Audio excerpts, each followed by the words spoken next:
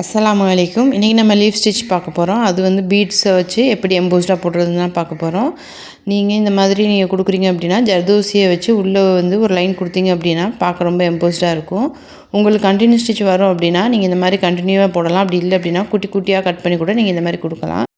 நீங்கள் இங்கே என்னென்னு போடுறதா இருந்தால் போடலாம். இல்லை அப்படியே அந்த ஸ்டிச்சை அப்படியே மேலே கொண்டு போயிட்டு மேல் நோக்கி நம்ம வந்து ஒரு ஸ்டிச்சு கொடுத்து லாங்காக ஒரு லூப் எடுத்து த்ரெட்டை வெளியே எடுத்துகிட்டு ஒரு குட்டி லாக் கொடுக்குறோம்.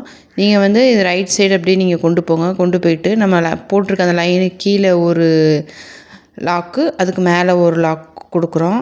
இப்படி நீங்கள் வந்து உங்களுக்கு இது தெரியலை அப்படின்னா நீங்கள் அவுட்லைன் மாதிரி ஒரு செயின் ஸ்டிச் கூட கொடுத்துட்டு நீங்கள் கீழே ஒரு லாக் மேலே ஒரு லாக் கொடுக்கலாம். அது உங்களுக்கு ஈஸியாக இருக்கும். நம்ம ஃபஸ்ட்டு எத்தனை பீடு எடுக்கிறோமோ அதே அளவுக்கு தான் நம்ம எடுக்கணும். 6 பீடு எடுத்து இப்போ நான் கீழே ஒரு லாக் பண்ணிவிட்டு அகெயின் மறுபடியும் அதை நான் வந்து லெஃப்ட் சைடு கொண்டு போகிறேன். நீங்கள் வந்து ஒரே சைடாகவும் கொண்டு போகலாம். அப்படி இல்லை அப்படின்னா இந்த மாதிரி ரைட்டு லெஃப்ட்டுன்னு இப்படி மாறி மாறி நீங்கள் கொண்டு போகலாம். நான் எங்கே பஞ்ச் பண்ணுறேன்னு பாருங்கள். த்ரெட்டை எடுத்துகிட்டு போய் பஞ்ச் பண்ணி பக்கத்தில் ஒரு குட்டி லாக் போடுறோம். குட்டி லாக்குங்கிறது எண்ணாட் கிடையாது. நம்ம போடுற சின்ன செயின் ஸ்டிச்சை தான் குட்டி லாக்குன்னு சொல்லுவோம். நெக்ஸ்ட் அதே மாதிரி ரைட்டு லெஃப்ட்டுன்னு இந்த மாதிரி நம்ம மாறி மாறி ஒவ்வொரு இதுக்கும் 6 பீடு தான் கொடுக்கணும். அதுக்கு மேலே கூடவும் கூடாது, குறையவும் கூடாது. அப்படி நீங்கள் மாற்றி மாற்றி கொடுத்தீங்க அப்படின்னா உங்களுக்கு வந்து அந்த லீஃப் ஸ்டிச் வந்து ஃபில்லிங் வந்து கரெக்டாக வராது. ஸோ இப்படி நீங்கள் கொடுத்துக்குங்க.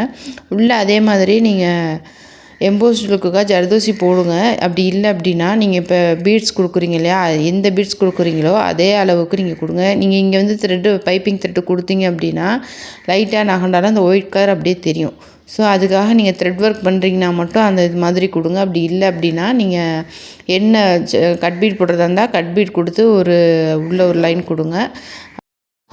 நெக்ஸ்ட்டு இன்னொரு டைப் பார்த்துடலாம். நம்ம அது வந்து 2 சைடு ஃபில் பண்ணோம். இது வந்து 1 சைடு மட்டும் ஃபில் பண்ண போகிறோம். அதே மாதிரி தான் ஜர்தோசி உள்ளே வந்து எம்போஸ்ட்காக கொடுத்துட்டு மேலே வந்து 6 பீடாக வைக்கிறேன்.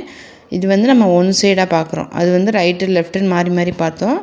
இந்த மாதிரி நீங்கள் பண்ணும்போது இன்னுமே நீட்டாக கிடைக்கும். உள்ளே வந்து உங்களுக்கு ஸ்பேஸ் வந்து கரெக்டாக ஏதாவது நீங்கள் பீடு வைக்கிறீங்க, உள்ளே வந்து நடுவில் ஏதாவது டிசைன் பண்ணணும் அப்படின்னா இதில் வந்து நீங்கள் பீடோட அளவை குறைச்சிக்கிட்டீங்க அப்படின்னா உங்களுக்கு வந்து உள்ளே நீங்கள் போடுறதுக்கு ஸ்பேஸ் கிடைக்கும். ஃபஸ்ட் ரைட் சைடு போட்டேன். இப்போ வந்து லெஃப்ட் சைடு மட்டும் போட்டு இந்த மாதிரி நீங்கள் ஸ்டிச்சை வந்து கம்ப்ளீட் பண்ணிக்கலாம். நான் வந்து இந்த மாதிரி பீகாக் டிசைன் இதெல்லாம் 5D ஒர்க் நான் எப்படி போட்டேன் அப்படின்னு தெரிஞ்சுக்கணும் அப்படின்னா கீழே இருக்க லிங்க்கை டச் பண்ணிங்க அப்படின்னா இதோட ஃபுல் வீடியோ வரும்.